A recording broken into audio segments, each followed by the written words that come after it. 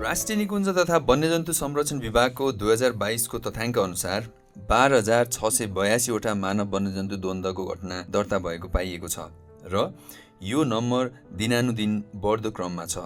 उचित सूचना प्रवाहको कमी र जनचेतनाको अभाव नै मानव वन्यजन्तु द्वन्द्वको मुख्य चुनौती बनेको छ।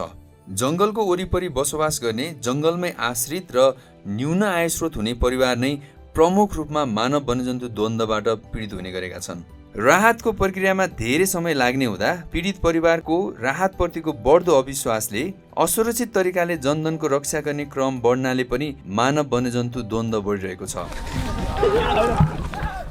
प्रभावकारी र दिगो रूपमा यसको समाधानको रूपमा मानव वन्यजन्तु द्वन्द्व व्यवस्थापन एप अर्थात् SWC नेपाल एपको विकास भइरहेको छ। यस एप मार्फत सजिलै द्वन्द्व सम्बन्धी घटनाहरू रिपोर्ट गर्न सकिन्छ।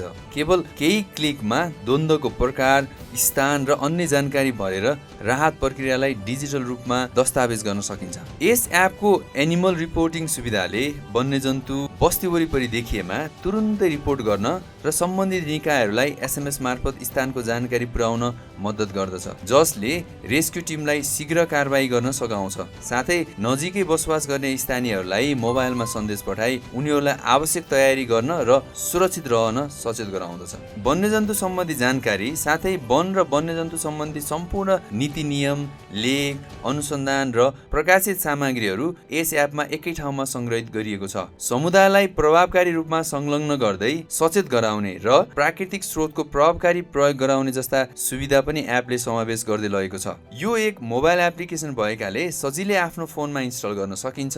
साथै सरकारवाला निकायलाई लक्षित वेब ड्यासबोर्ड एपको एउटा महत्त्वपूर्ण पाटो हो, जसले सम्बन्धित निकाय मार्फत दिइने सेवा सुविधा सहजीकरण गर्न, संग्रहित डेटा प्रशोधन गर्न र डेटामा आधारित नीति निर्माणमा आवश्यक निर्णय गर्न सहयोग पुर्याउने एउटा डिजिटल पूर्वाधार हो।